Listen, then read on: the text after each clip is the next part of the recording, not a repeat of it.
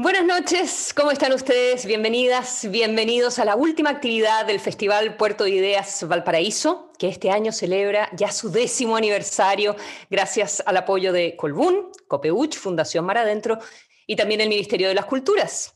Soy Consuelo Saavedra, periodista, y esta noche tengo el honor y el placer de poder acompañarlos en una conversación con el economista estadounidense, profesor de la Universidad de Columbia, ganador del Premio Nobel de Economía, Joseph Stiglitz, sobre su último libro, Capitalismo progresista, la respuesta a la era del malestar, su perspectiva de la economía global durante la pandemia y post-pandemia del COVID, y por supuesto también las implicancias de las recientes elecciones en los Estados Unidos. Esta conversación va a ser en inglés, pero con los correspondientes subtítulos. Professor Stiglitz, thank you so much for being here and welcome to Puerto de Ideas. Nice to be here.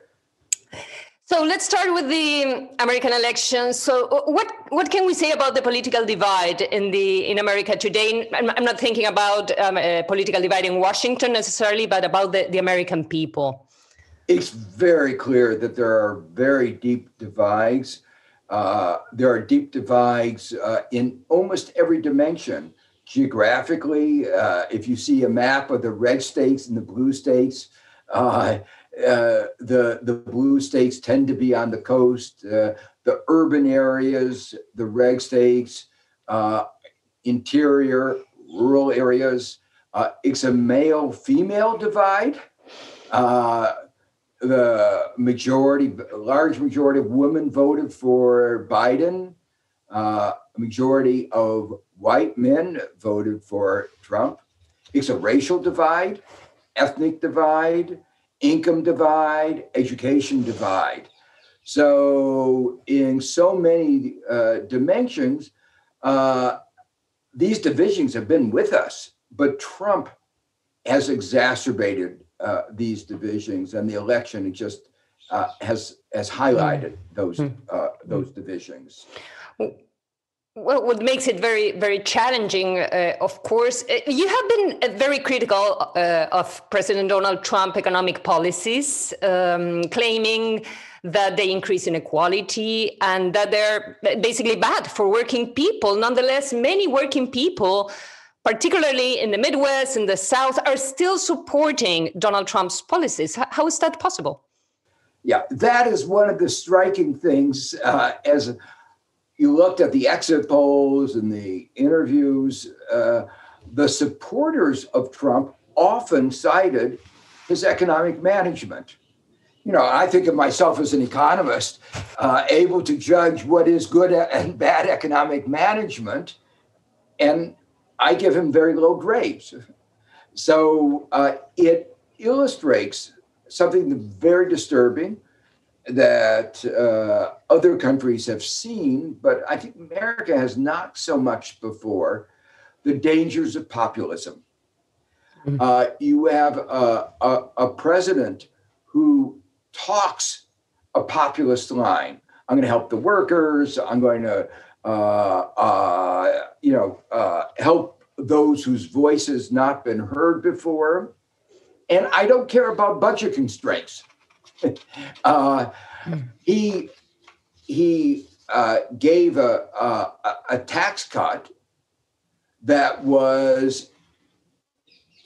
resulted in the deficit increasing in the trillions of dollars, a lot of money, but it was very clever and deceptive because it cut the taxes of corporations, of the billionaires. They got most of the money, but the people at the bottom got a little money up front, but it's going to be taken back from them beginning in 2025.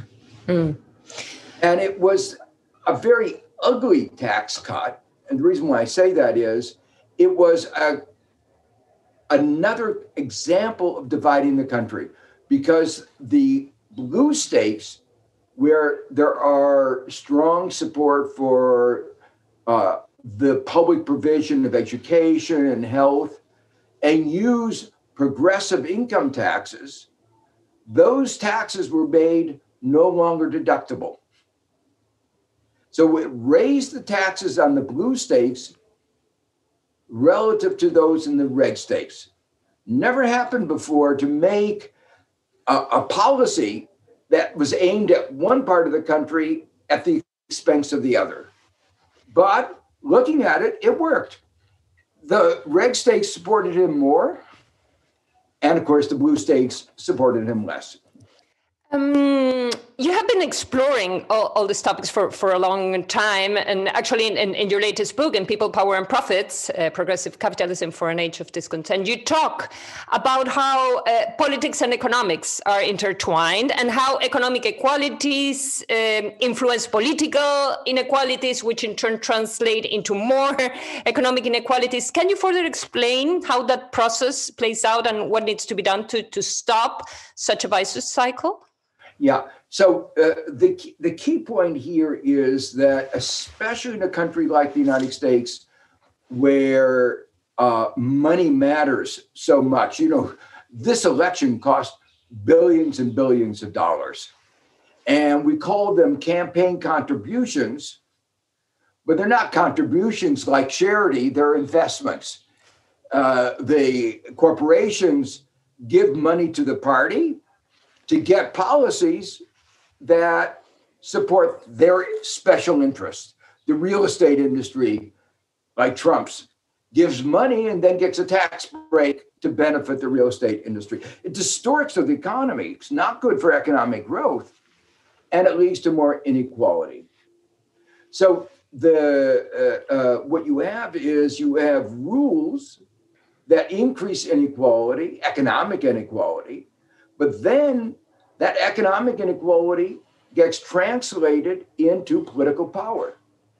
And then that political power allows them to pass rules that give even more power, more money to those who are doing well. The result of this very peculiar situation is, we like to think of ourselves as a democracy. And the basic premise of a democracy is one person, one vote. But I've described the evolution of the system as being towards one which better described as $1, one vote. You get a situation where you now have in the United States a minority, not a majority, a minority driving the politics and not recognizing the rights of the majority. When the government as a representative democracy started, it was about majority control, but protecting the minority rights. But now we have minority control without majority rights. So examples are, we have in recent elections, many more people voted for a Democratic president. He won Bush, Gore beat Bush, and Clinton beat Trump in the number of votes. We have many more votes for Democrats in the House of Representatives, many more votes for Democrats in the Senate. But that's the way it is. You cannot blame Trump for that. No, it's not blaming them. Or you cannot blame the rich 1% or the corporate interest. That's the way the electoral system works in the United States. They have exploited this. So you can buy a senator in South Dakota for much less than you can buy a senator in New York. So the system of distorted representation works with the system of money to reinforce itself, and has resulted in America going from a country where the majority voice is heard to a voice where the minority dominates. And you see it, for instance, in the Supreme Court decisions. You get a Republican president and a Republican Senate getting a Supreme Court Republican to say corporations can give unlimited amount of money for campaigns, that they're not going to correct for gerrymandering. That's a political process. But they don't ask the question, how can a gerrymander political process correct gerrymandering? It's, if you have a system where, as we had in the United States, African Americans couldn't vote, how can a system where a group of people are disenfranchised correct that problem of disenfranchisement? So it's a very ugly political agenda. And so we have increasingly a system in the United States where there's a lack of confidence in our Constitution and in our democratic process. And also a lack of confidence. That's not only in the United States, that's probably also everywhere. This is also a global situation, and against lack of confidence against the elites.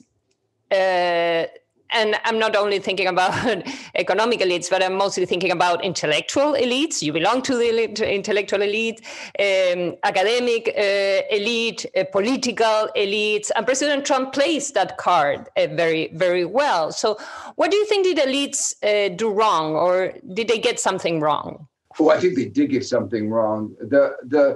In the period beginning around 1980, the elites around the world bought into neoliberalism, the idea that markets worked. What the critical idea was trickle-down economics. So both Democrats and Republicans took the view if we could only grow the economy, everybody would be better off. So there was not enough done about the growing inequality, the plight of those who were suffering from deindustrialization, financialization, globalization. We're supposed to make everybody better off. It didn't happen. And so when it didn't happen, they said, you promised us that everybody would be better off, and you were wrong. So why should we trust you now? And why should they trust elites now, also when they see that, I don't know, unemployment was low. So in the short term before the pandemic, a lot of people, working class people, I mean, were doing fine at least. Well, they were doing better than they had been in some dimensions, but not in others. So, for instance, access to healthcare was terrible. The number of uninsured was going up. Life expectancy was going down in the United States, a rich country. Can you believe that? We're at the forefront of innovation and extending life, research. But the average life expectancy in the United States went down in the first years of the Trump administration. That's true, but that is something that people don't see in the short run. Oh, they do. They see their friends dying young. I come from a part of the deindustrialized part of the United States. I went to my reunion, and you see the lack of health. You see people dying from the opioid crisis. They know that things are not going well. But they also saw that the unemployment rate was relatively low. The complication is the following. The number of jobs created under Trump was actually smaller than the number of jobs created in a corresponding number of years under Obama. This was just a continuation of the recovery from the 2008 financial crisis, which had been caused by deregulation of the financial sector. I joined you, drinking a little bit. So it was part of that recovery. The question was, did Trump make things a little better than they would have been, or a little bit worse? You think it was a little bit worse, or it was better in the short term, but with high debt and long-term consequences on the environment?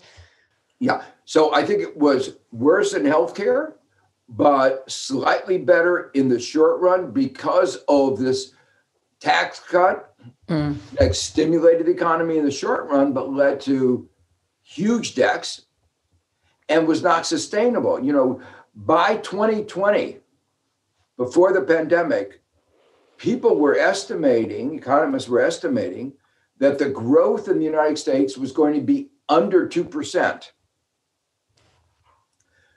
Trump had promised 4% or more. So even with all that debt and all that deficit, he wasn't able to deliver. And that's why I say he wasn't really good for the economy. You know, the real reason, let me put it one more way, why I think he was so bad for the economy is he was looking in the rearview mirror, we say. He was trying to create the economy of the 1950s. And the 1950s was in some ways a very good economy in that we were the dominant power. It was after World War II. Europe was knocked out and we were really strong. It was the height of our industrial era. But it wasn't a good economy in many other ways. Women weren't part of the labor force. African Americans were very badly discriminated. They couldn't get access to education. You know, for a large fraction of Americans, I would not say it was a good thing. But in any case, whether you think it's good or bad, you can't go back in time. You can't go back in history.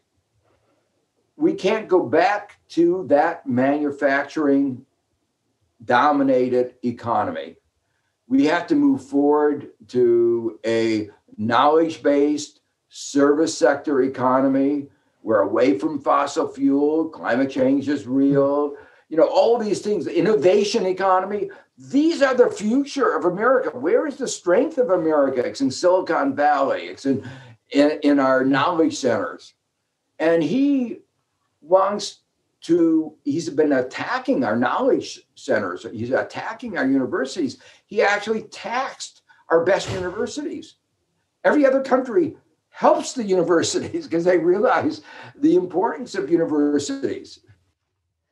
Let's talk a bit about the handling of the pandemic and the post-pandemic. There's something to be learned about the US, but also what can we say about the world in that regard?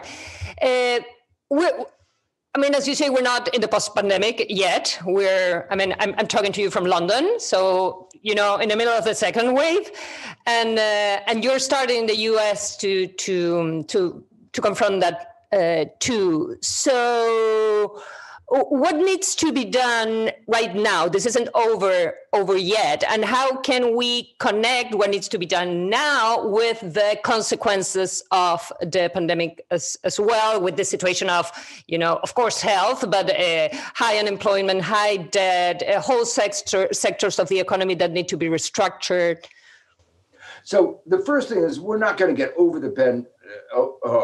get an economic recovery until we control the pandemic itself. So in my mind, controlling the pandemic is priority number one.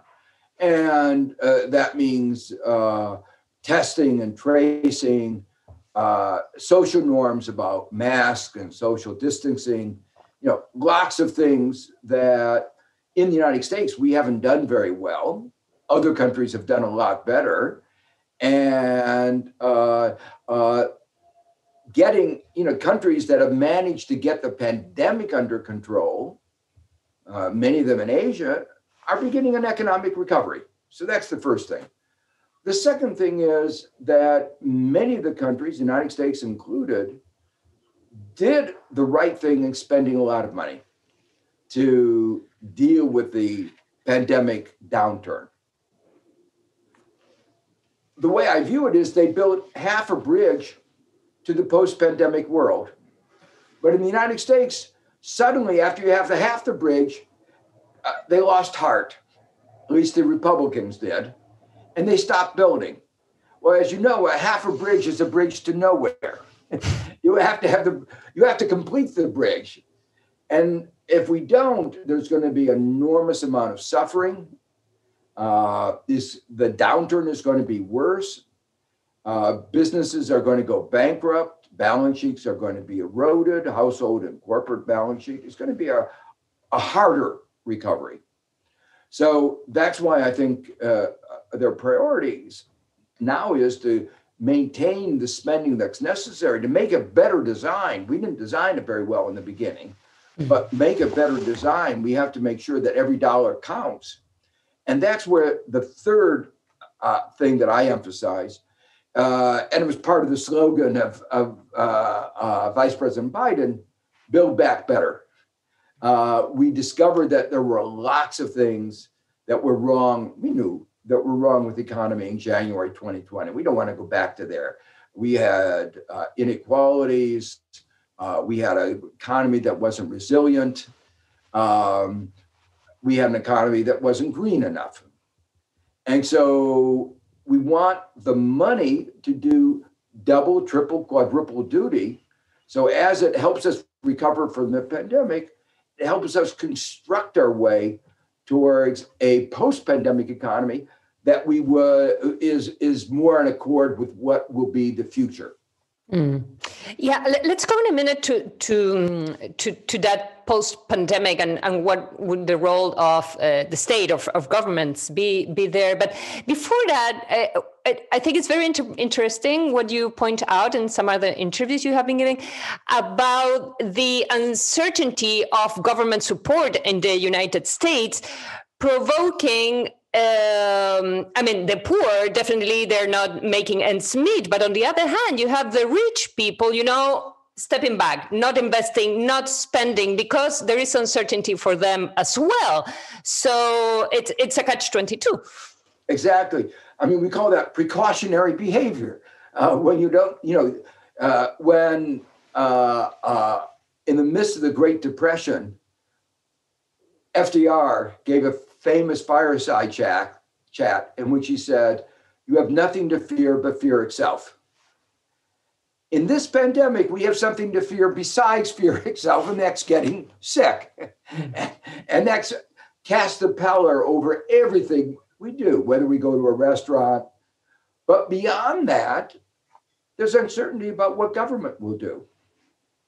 And the more uncertain that is, the more precautions we take. And what happened to savings rates in the United States and Europe has been unprecedented. The United States is a country where normally savings rates are close to zero, 2%, 3%, 4%. They reached 25%.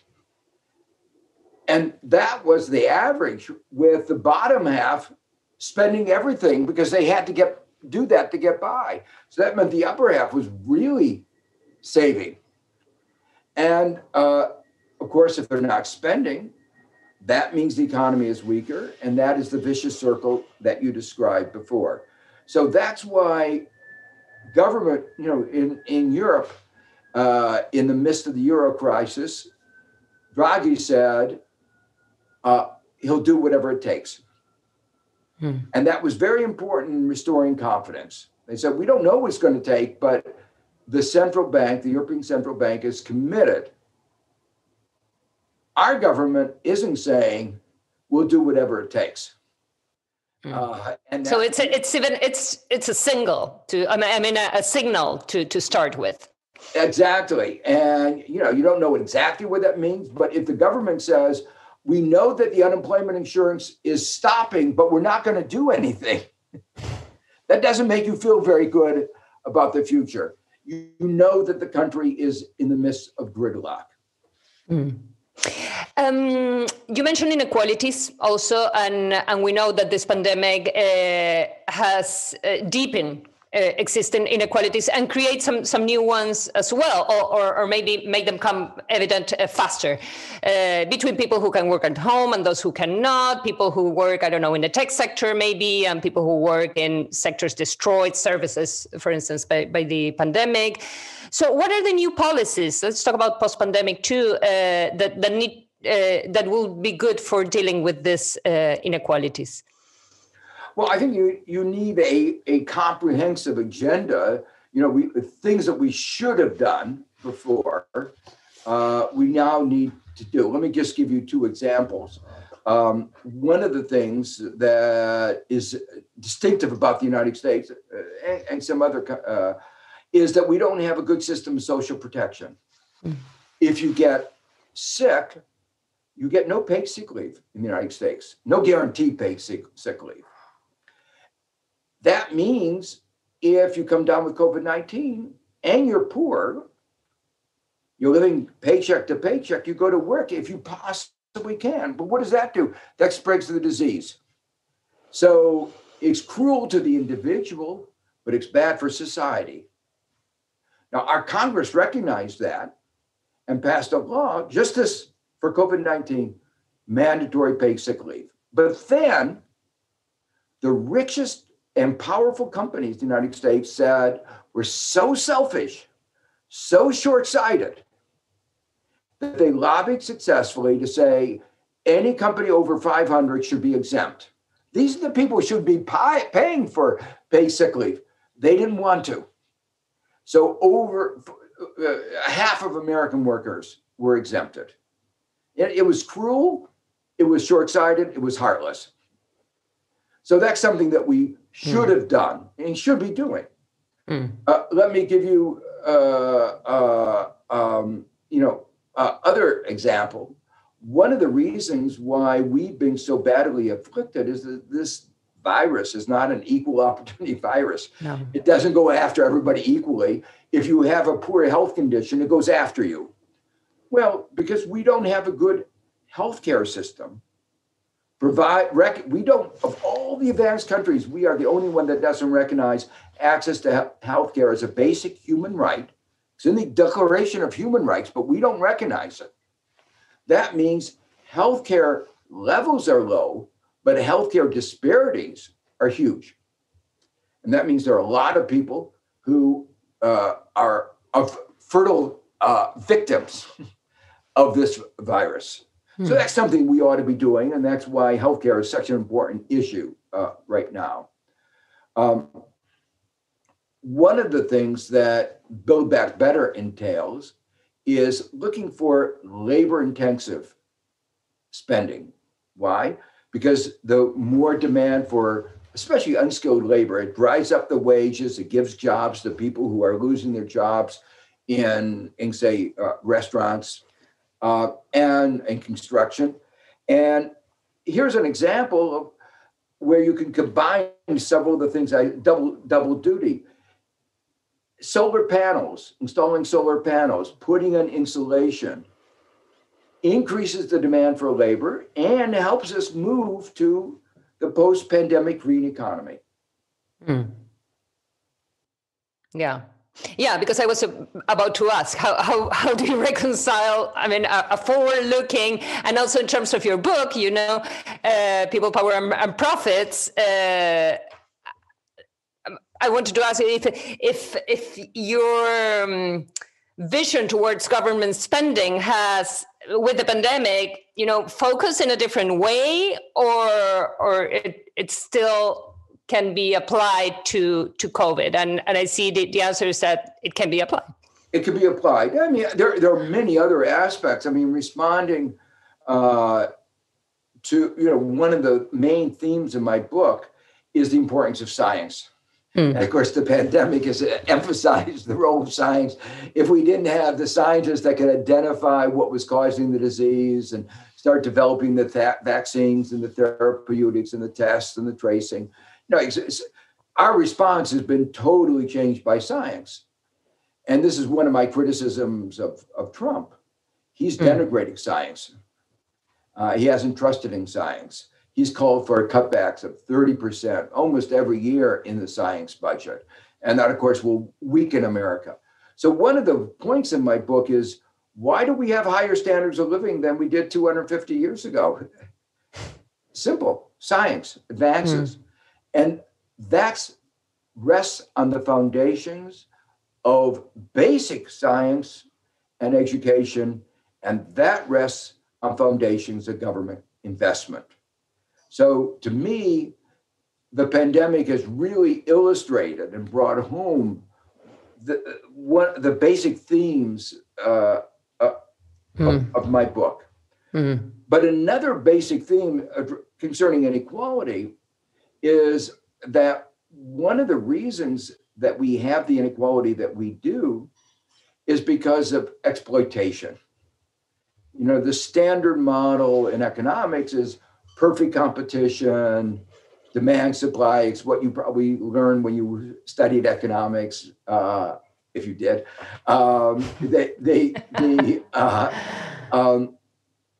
But in a modern economy, there's a lot of market power.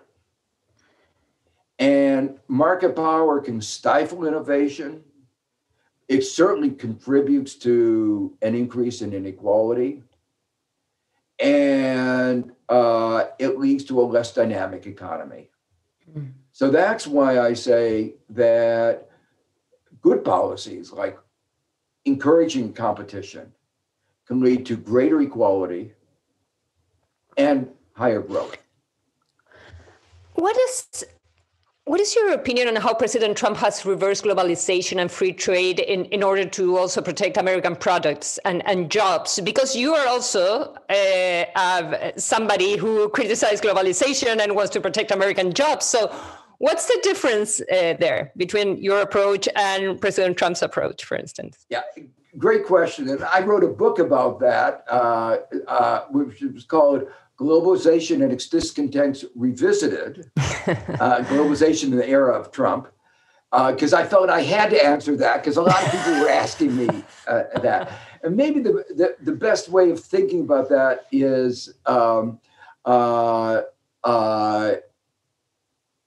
when, in my book, I pointed out that globalization, as it was designed, was unfair to developing countries, to emerging markets. I saw that as chief economist of the World Bank.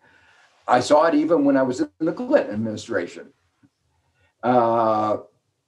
President Trump has said that the trade agreements, globalization, is unfair to the United States. So I always ask my students in the beginning of class, I say, who do you think is right, me or President Trump? What do they answer? Okay, that you, of course, they want good grades. But the point I'm making is we wrote the trade agreements, basically. The United States dictated to a very large extent the terms of the trade agreements. And we did it not to help the developing countries, I can tell you that. We did it to help the United States. But this is where we made a mistake. They were written not by American citizens. They were written by American corporations, the big corporations, the multinationals, the big finance companies. So they were unfair to American workers and unfair to workers in developing countries. But they were written to advance American corporate interests. So my criticism is not with globalization itself, but the way it's managed. And I think it should be rewritten. The rules should be rewritten, but in ways to help the ordinary Americans and the ordinary people, workers in other countries. So for instance, when we signed some of the trade agreements, I was worried about the loss of jobs. And I said, many other people said, we need to have assistance for the workers who are losing their jobs to move into new jobs, give them more education, create new jobs, industrial policies, active labor market policies to help them move. It's not going to be easy, but we have to make that investment because we want to make sure that everybody's a winner, not just corporate profits. But unfortunately, the Republicans said no.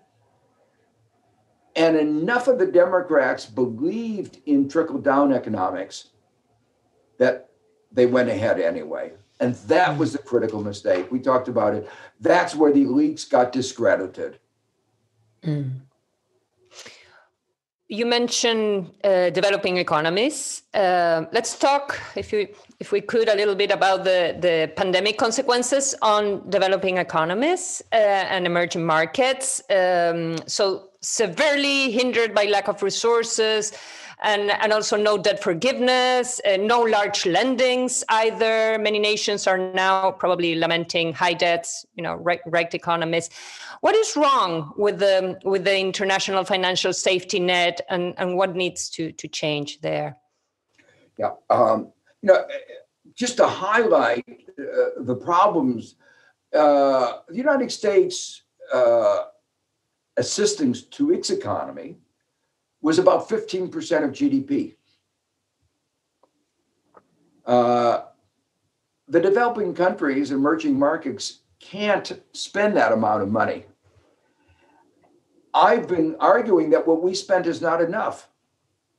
Obviously, if the developing countries and emerging markets are being hit worse, and they can only spend a few percentage of GDP, the effects could be devastating. There are some tools. The G20 got together and said, we will use every instrument possible. That was pure rhetoric. They didn't really mean it. There is an instrument already there, which is called special drawing rights. The IMF can issue, it's like money, you just give it and the head of the IMF asked for an issuance of $500 billion. We did it in the 2008 crisis under the leadership of Gordon Brown. This time, there's no leadership from Washington. There's no leadership. And there was actually almost universal global agreement for the issuance of $500 billion, except the United States and India. No good reason. No reason. So it's, to my mind, it's another example of an unconscionable behavior. In fact, many of the advanced countries said they would take their issuance of SDRs and give it or lend it to the countries that need it, developing countries. So there's a lot of magnanimity in the rest of the world and just utter selfishness on the part of the Trump administration.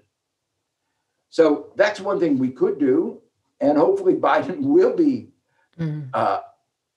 elected, and that would be something that would be changed. Now, the other thing that has to be done, we are at the risk of debt crises. Argentina, Ecuador, Lebanon, you go around the world, there are lots of countries already in crisis or about to be in crisis. There's some temporary palliatives. The fact that so much liquidity has been injected into financial markets has meant that many countries have, in the short term, been able to get some liquidity, but it's only a short-term solution. When the crisis began, and this is true both in individual countries, but internationally, when the crisis began, the idea is it would be a 5-week, maybe a 10-week interruption. And then we would pick up. American economic pandemic programs were designed in beginning or end of June. Yeah, it was about liquidity. It was about liquidity, exactly. So you needed a little lending for the short term.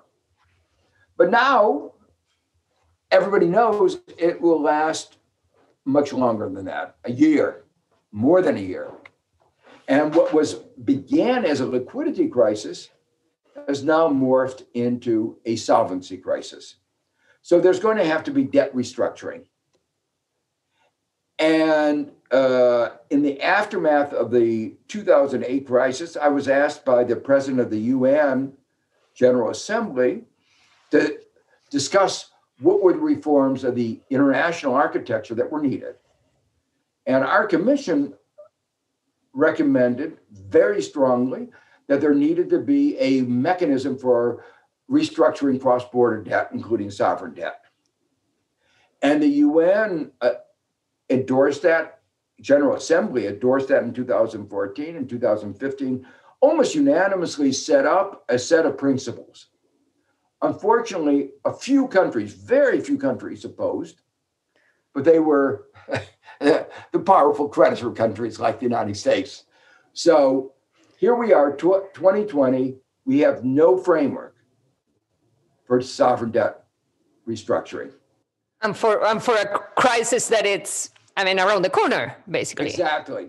So this is a real concern to me, that we have neither the institutional framework, the private sector are being recalcitrant, and it's going to be very difficult to get a strong global economic recovery if there are many countries around the world in a debt crisis. So it's even in the self-interest of the international community to do something about this. And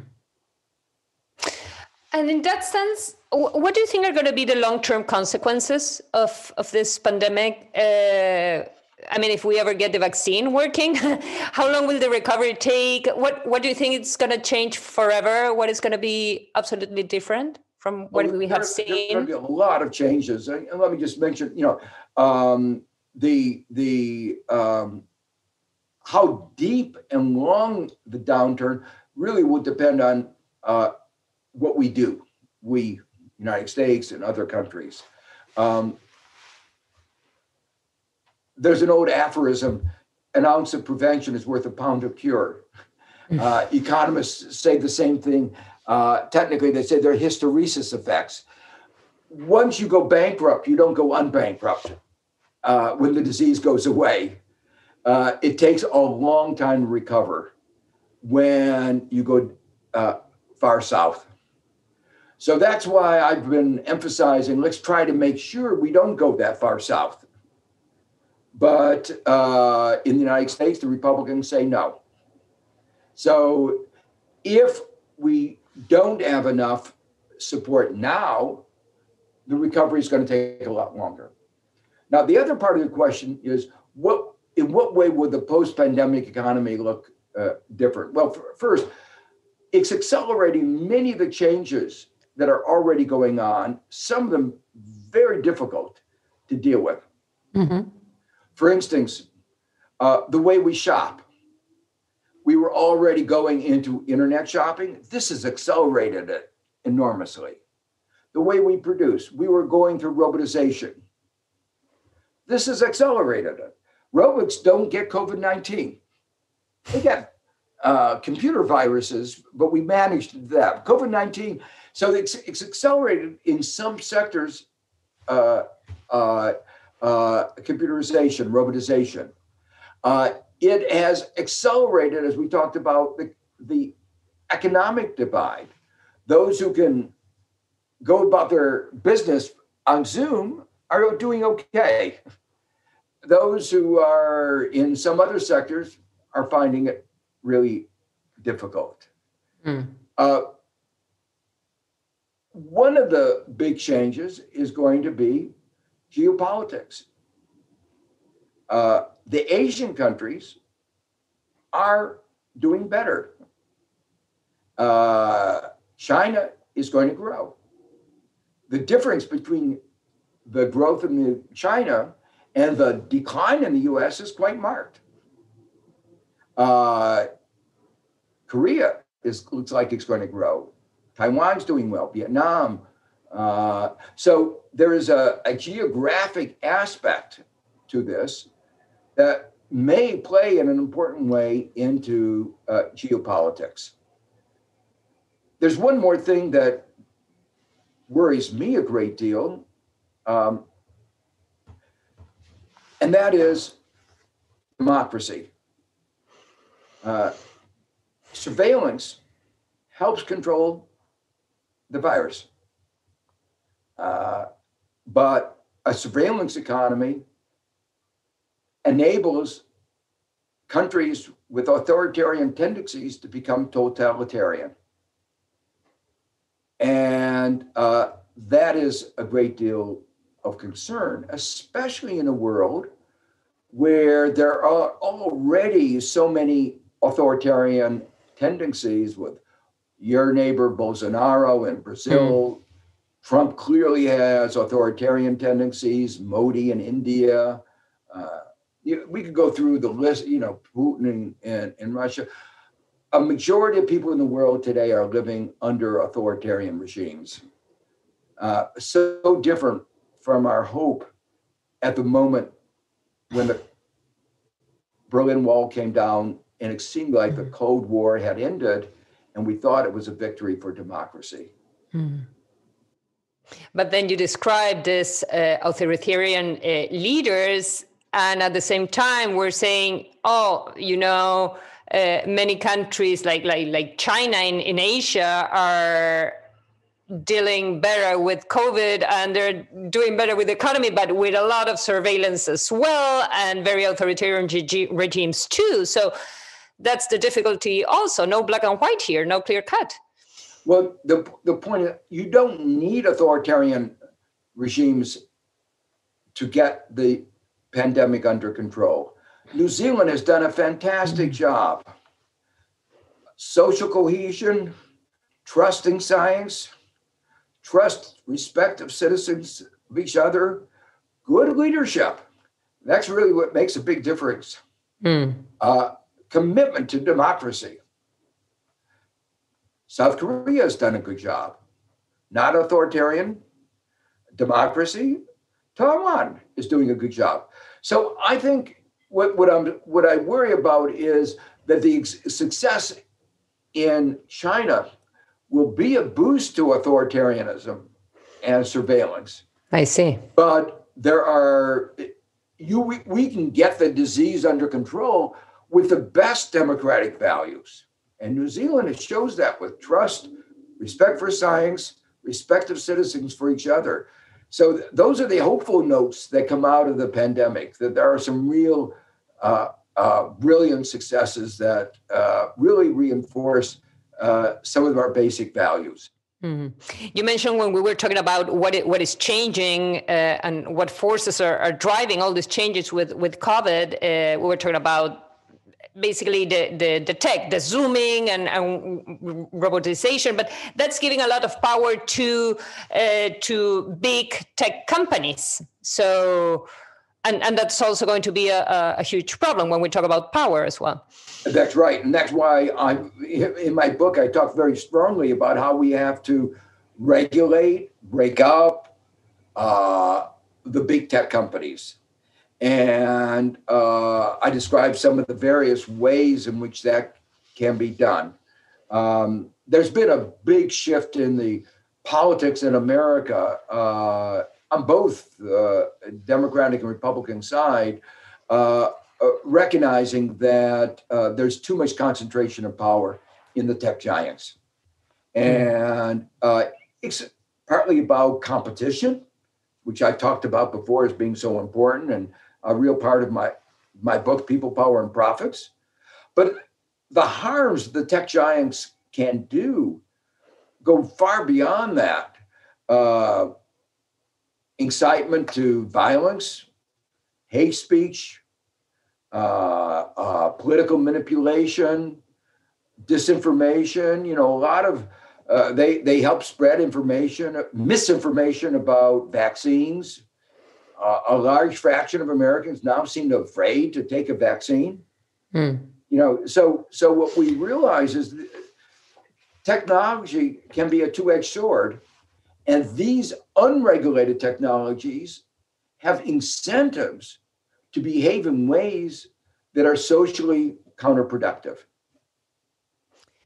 So we're coming to the end of this conversation, and one last question, Professor Stiglitz. So for you, what have you learned during this very intense year of 2020? Oh, I think I've learned so much more, so much about so many things. the complexity of politics, the fact that the challenges of trying to communicate to a broad audience and the necessity in a democratic society of doing that.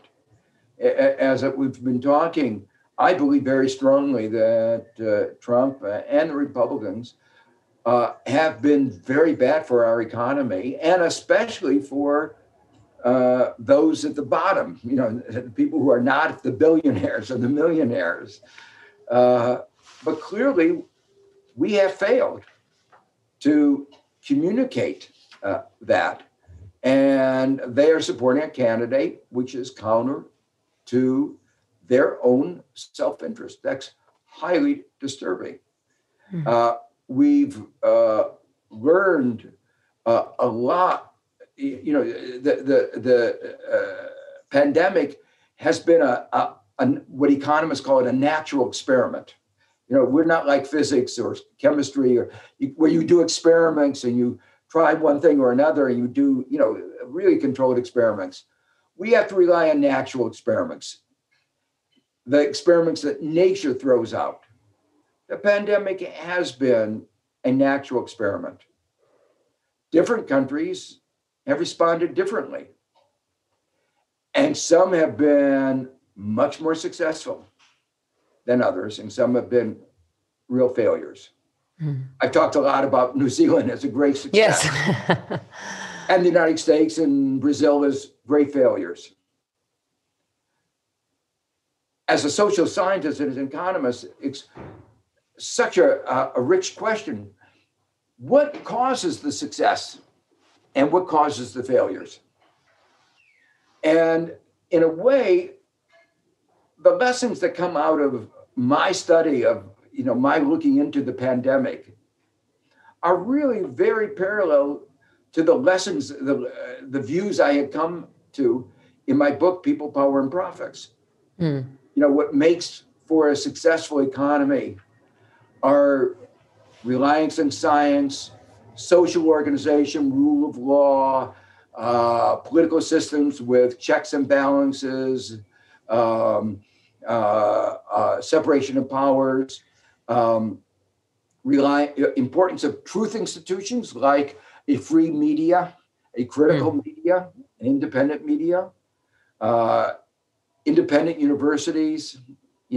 All these things make for a economy which is successful in the long run.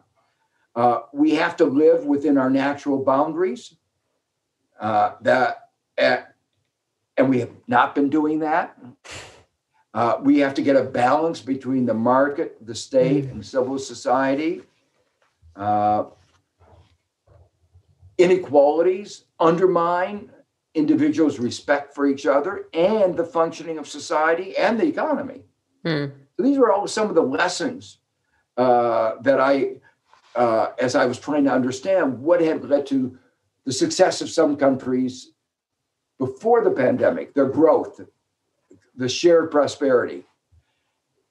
Every one of those lessons applies with even greater force as we look at what leads to the success and the failures in responding to the pandemic. So in many ways, it's helped sharpen, I think, our understanding of what makes for successful economies and successful societies. Professor Stiglitz, thank you so much for this conversation and for being part of Puerto de Ideas. Good night. It's a real pleasure. Thank you. Y muchas gracias, por supuesto, a todos ustedes por acompañarnos esta noche en la última actividad del Festival Puerto de Ideas Valparaíso, por ser parte, por supuesto, también de la celebración de este 10º aniversario, 10 años más, o sea, 10 años ya que llevamos en Puerto de Ideas. Los esperamos, por supuesto, el 2021 para seguir reflexionando y disfrutando de la cultura, el diálogo y los procesos creativos. Hasta entonces, gracias.